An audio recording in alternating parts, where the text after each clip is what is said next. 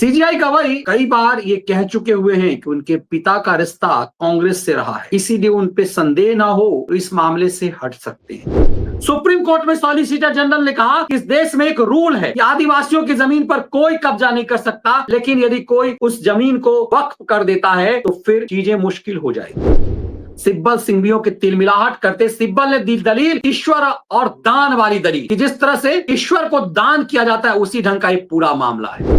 सरकार की आपत्ति इस बात को लेकर के है कि दोनों सरकारी संस्था है, निजी किसी संस्था के पास इतनी जमीन नहीं है, इतनी प्रॉपर्टी नहीं है जो वक्फ की है।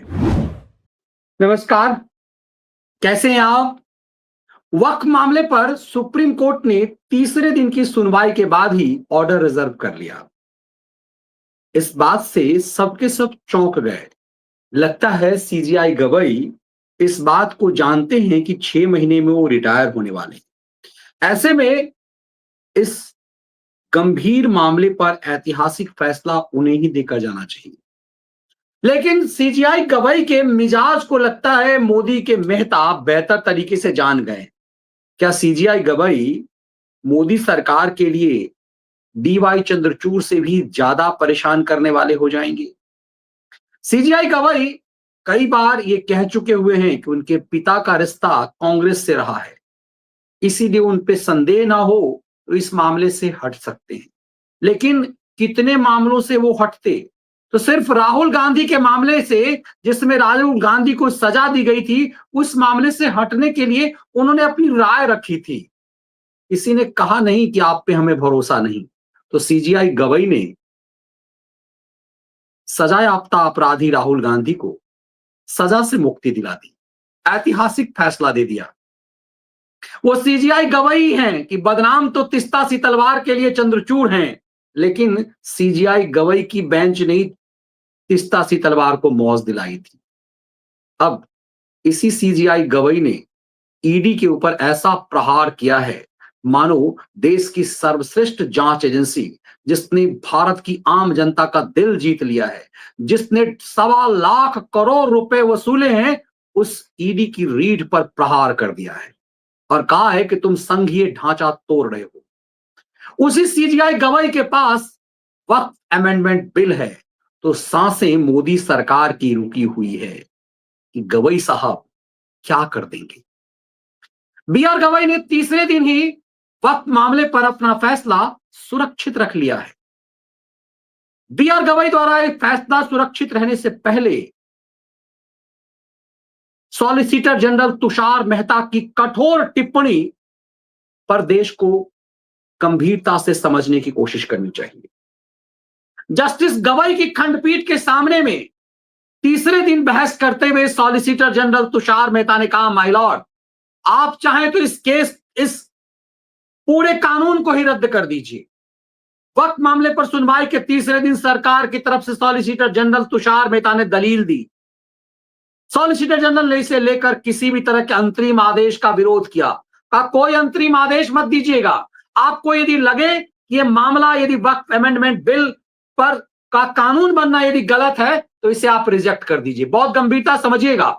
सॉलिसिटर जनरल ने सीधे तौर पर सुप्रीम कोर्ट को चेतावनी देते हुए कहा कि आप इससे अंतरिम रोक मत लगाइएगा। यदि आपको लगे तो आप इस पूरे मामले की फाइनल हेयरिंग के बाद कोर्ट को अगर लगता है यह कानून असंवैधानिक है तो इसे रद्द कर सकता है। अब सवाल यह है कि मोदी सरकार के सॉलिसिटर जनरल ने या यूं कहे सुप्रीम कोर्ट में भारत सरकार ने क्यों ये चेतावनी देते हुए कहा कि आपको लगे तो ये कानून रद्द कर दीजिए? क्या सरकार को लग रहा है कि सीजीआई गवाई का जो मिजाज है, सीजीआई गवाई का जो स्टाइल है, जिस तरह से सीजीआई गवाई काम कर रहे हैं, उससे वो विपक्ष को बड़ी राहत दे सकते हैं? क्या इसीलिए सरकार की तरफ से सीधे तौर पर यह कहा गया कि आप कानून को रद्द कर दीजिए, लेकिन इस पूरे मामले पर स्टे मत लगाइएगा, इसे लटकाइएगा नहीं? दरअसल सॉलिसिटर को समझ में आ गया कि यदि मामला सीजीआई गवाई ने लटका दिया तो वक्त मामले पर पूरा लटका रह जाएगा, और यदि सुप्रीम कोर्ट ने इस पूरे मामले पर को असंवैधानिक करार दिया तो सरकार फिर से संसद में इसे पास करके इस पूरे मामले को, सुप्रीम कोर्ट के आदेश को नहीं मानेगी। इसका मतलब है कि सरकार को कुछ न कुछ संदेह हो गया है कि इस पूरे मामले में क्या बीआर गवाई विपक्ष को मौज दिला सकते हैं। लेकिन इन सब के बीच सिब्बल और सिंघवियों के दलीलों की पूरी तरह से धज्जियां उड़ाते हुए सॉलिसिटर जनरल ने जो बात कही, उससे यह साफ लगता है कि सुप्रीम कोर्ट के लिए बहुत मुश्किल होगा वक्फ अमेंडमेंट एक्ट को, जो कानून बन चुका है, उसे रद्द करना या इस पर स्टे लगाना। सॉलिसिटर जनरल के सामने जो सबसे महत्वपूर्ण बात रखी गई, वो आप चौंकेंगे कि सॉलिसिटर जनरल से कहा गया कि इस देश में आदिवासियों की जमीन कोई कब्जा नहीं कर सकता। सुप्रीम कोर्ट में सॉलिसिटर जनरल ने कहा कि इस देश में एक रूल है कि आदिवासियों की जमीन पर कोई कब्जा नहीं कर सकता, लेकिन यदि कोई उस जमीन को वक्फ कर देता है तो फिर चीजें मुश्किल हो जाएगी।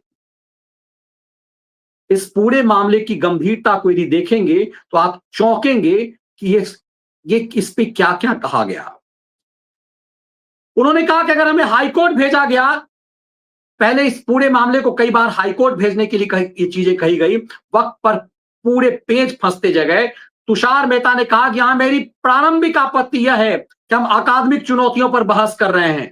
कह रहा कैसा लग रहा है जैसे एकेडमिक एग्जाम हो रहा। बहुत गंभीर बात कही सॉलिसिटर ने, व्यावहारिकता पर हम कोई चिंता नहीं कर रहे हैं।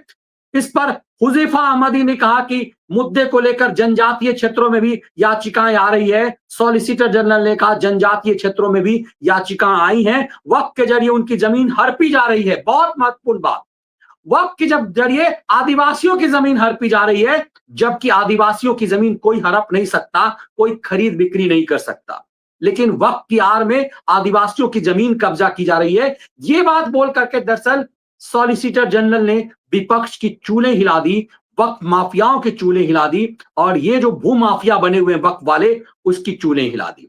वक्फ के जरिए उनकी जमीन हड़पी जा रही है माय लॉर्ड। अब शरिया कानून को ही लें, उन्होंने कहा 2013 तक व्यक्ति का मुसलमान होना अनिवार्य था। सॉलिसिटर कह रहे हैं कि ये नौटंकी यहां चल रहा है कि कहा जा रहा है कि मुसलमान होना क्यों अनिवार्य है, 5 साल का मुसलमान होना क्यों अनिवार्य है। सॉलिसिटर ने कहा कि 2013 तक ये रूल था कि मुसलमान ही सिर्फ वक्फ कर सकता है। सोनिया गांधी की सरकार ने 2013 में एक कानून ला करके देश को वक्फ के माध्यम से लूटने का एक तरह से खेल कर दिया।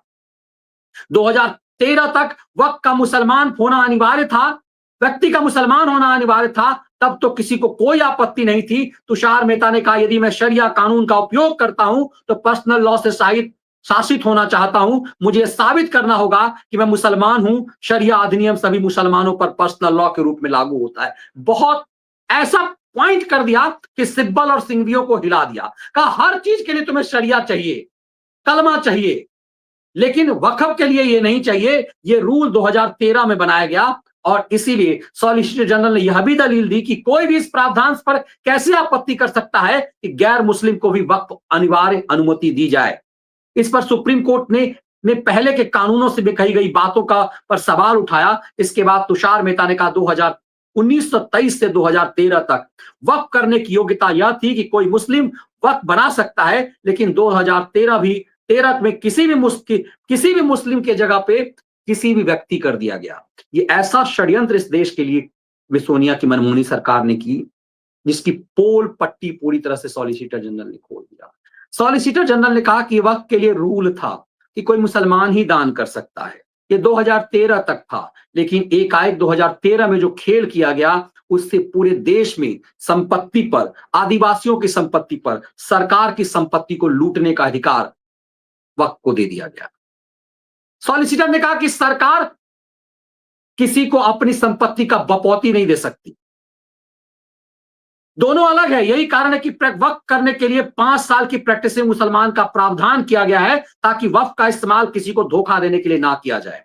पूरी पोल पट्टी सुप्रीम कोर्ट में खोल करके रख दी गई, और इसके बाद अंतिम समय में जब लगा कि सिब्बल को कि पूरा खेल खत्म हो गया है, तो सिब्बल और सिंघवी ने इस देश के साथ एक षड्यंत्र करना शुरू किया। तिल मिलाने लगे सब। सिब्बल सिंघवियों के तिलमिलाहट करते। सिब्बल ने दी दलील ईश्वर और दान वाली दलील, कि जिस तरह से ईश्वर को दान किया जाता है, उसी ढंग का एक पूरा मामला है। अब आप चौंकेंगे इस चीज को कि दरअसल इस देश के साथ खेल क्या हो रहा है। सीजीआई गवाई जस्टिस एसजी मसीह और जस्टिस विनोद चंद्रन की बेंच ने 3 दिनों तक चली मैराथन सुनवाई के बाद सुप्रीम कोर्ट ने फैसला सुरक्षित रख लिया है। बुधवार की सुनवाई केंद्र सरकार की ओर से सॉलिसिटर जनरल तुषार मेहता की दलील पेश कर रहे थे, दूसरी ओर याचिकाकर्ताओं की ओर से कपिल सिब्बल दलील दे रहे थे। अब यही लगता हमेशा कि क्या सिब्बल का दलील देना किसी चीज की पासा को पलट सकता है। सिब्बल इन सब चीजों के बीच कूद पड़े। सिब्बल ने कहा यह अपरिवर्तनीय है, एक समुदाय का अधिकार छीन लिया जाता है। 200 साल से भी पुराने बहुत से कब्रिस्तान हैं, 200 साल बाद सरकार कहेगी कि यह मेरी जमीन है और इस तरह से कब्रिस्तान की जमीन छीन ली जाएगी। ये पूरी तरह से, इसीलिए सॉलिसिटर जनरल ने कहा इस देश का, इस सुप्रीम कोर्ट में एक मजाक बनाया जा रहा है और ये इस तरह की दलील दी जा रही है जिसे एकेडमिक दलील हो और पूरा झूठ का पुलिंदा फैलाया जा रहा है। सीजीआई ने कहा लेकिन अगर आपने 2023 के अधिनियम के तहत पंजीकृत किया था, 1923 के अधिनियम के तहत पंजीकृत किया था, तो ऐसा नहीं है कि 2023 से 2025 तक ऐसा नहीं है। 100 साल तक पंजीकरण कभी अस्तित्व में नहीं था। दरअसल कपिल सिब्बल कानून को इस प्रावधानों पर दलील दे रहे थे जिसमें कहा गया कि वक्फ प्रॉपर्टी को लेकर विवाद की स्थिति में जांच होने तक उसका वक्फ पर स्टे लंबित रहेगा। दरअसल यही मेन चीज है। अब सरकार यह कह रही है कि हम इस पूरे मामले में यदि संदेह होगा तो हम उसकी जांच करवाएंगे। दरअसल लुटेरों को इसी से आपत्ति है। कपिल सिब्बल की ऐसी दलीलों पर तुषार मेहता ने कहा कि अदालत को घुमाया जा रहा है, गुमराह किया जा रहा है, जिस पर कपिल सिब्बल ने कहा आप सभी बयान देते हैं और कहते हैं कि हमने अदालत को गुमराह कर दिया।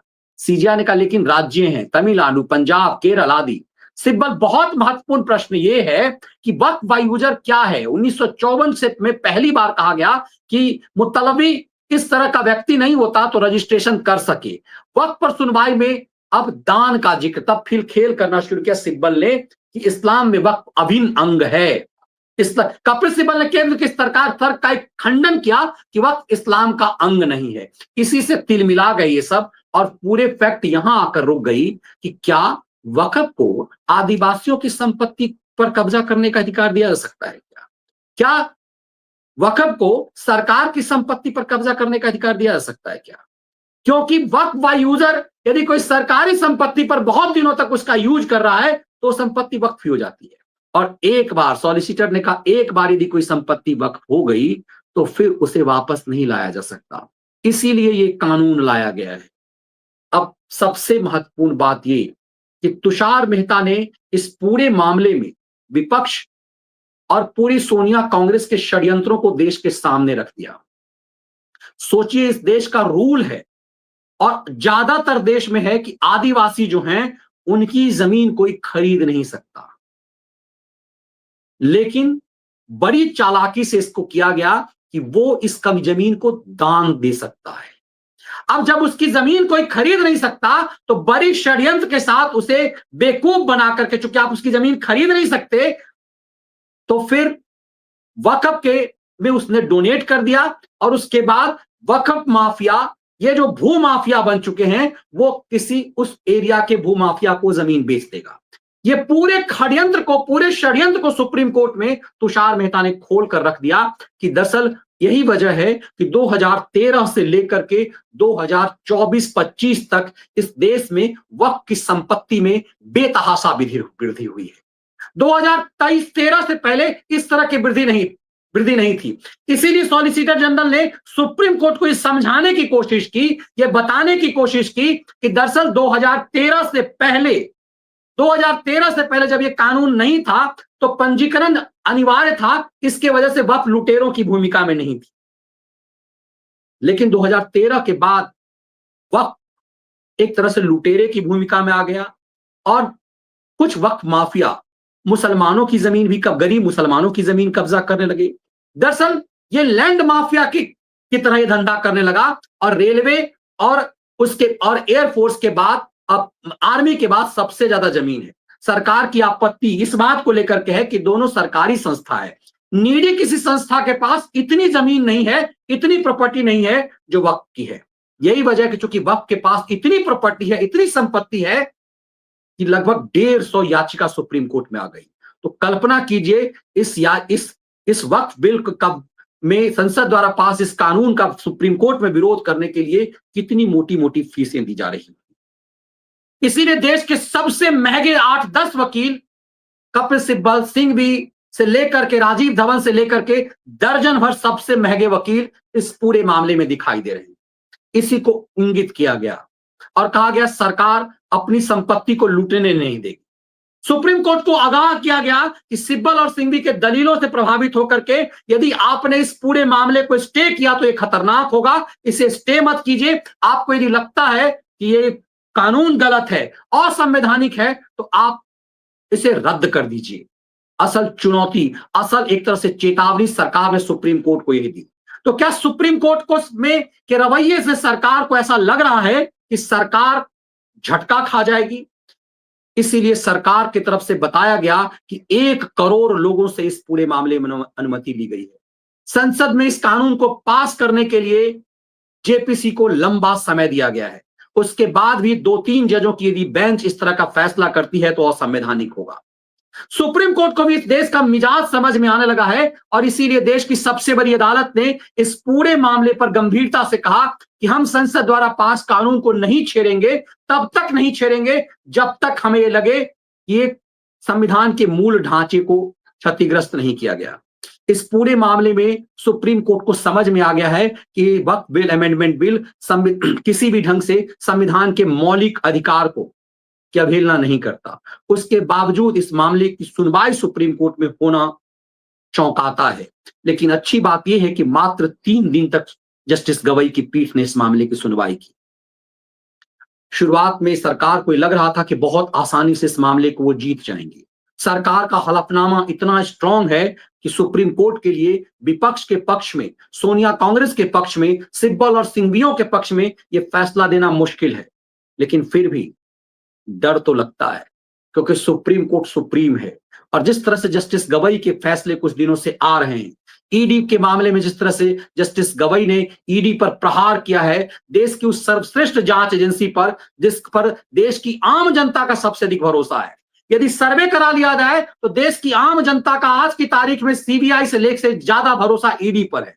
लेकिन उसी ईडी ने जिसने 1.25 लाख करोड़ रुपए आम जन माफियाओं से जब्त करके इस देश के हिस्से में जमा किया है, जिससे इस देश का कायाकल्प हो रहा है, उस ईडी पर जस्टिस गवई की अध्यक्षता वाली बेंच का प्रहार इस देश को चौंका रहा है। क्या सुप्रीम कोर्ट माफियाओं का संरक्षण दे रहा है? ईडी पर प्रहार करके क्या सुप्रीम कोर्ट शराब माफिया, भू माफियाओं का संरक्षण कर रहा है? इसीलिए सरकार को अंतिम समय में यह लगा सुप्रीम कोर्ट के रुख से कि कहीं सरकार वक्फ अमेंडमेंट बिल को स्टे तो नहीं कर देगा, कहीं संसद द्वारा पास इस कानून को स्टे तो नहीं कर देगा। इसीलिए सरकार ने जोर देकर के कहा कि माय लॉर्ड, यदि आपको इस पर फैसला देना हो तो इस पूरे कानून को रद्द कर दीजिए, लेकिन स्टे मत लगाइए। दरअसल स्टे लगाने से फिर से कोर्ट फिक्सरों की मौज हो जाएगी, उन्हें फिर से इस पूरे मामले की सुनवाई करने ऊपर के बेंच पे जाने का अवसर मिल जाएगा और ये मामला यूं ही लटका रहेगा। इसीलिए सॉलिसिटर जनरल ने कहा यदि आप स्टे देते हैं तो वक्त का पुराना कानून लागू रह जाएगा और फिर वक्त इसी तरह से सरकारी संपत्ति पर, आदिवासियों की संपत्ति पर कब्जा करता जाएगा। अब देखना यह है देश की जन भावनाओं को सुप्रीम कोर्ट कितनी गंभीरता से लेता है। जन भावनाओं की अवहेलना होती है, वक्त के माफियाओं का या फिर वक्त के माफियाओं का मर्दन होता है, उस पर चोट पहुंचता है। संसद द्वारा इस कानून पर क्या जस्टिस गवई की अध्यक्षता वाली बेंच रौंदती है या फिर इसे हरी झंडी देती है? इस पर देश को टकटकी लगी हुई है क्योंकि इस मामले पर सुप्रीम कोर्ट ने अपना फैसला सुरक्षित रख लिया है, ऑर्डर रिजर्व कर लिया है। तो सुप्रीम कोर्ट के आदेश का अब इंतजार कीजिए कि क्या सुप्रीम कोर्ट वक्फ मामले पर ईडी की तरफ प्रहार करती है, माफियाओं को मौज देती है, या फिर इन माफियाओं को हमेशा हमेशा के लिए उसकी रीढ़ तोड़ देती है, जो सरकार और संसद द्वारा पास कानून के माध्यम से हुआ है। वीडियो विश्लेषण, इसके कंटेंट यदि आपको पसंद आए, वीडियो को लाइक और शेयर जरूर कीजिए। जय हिंद।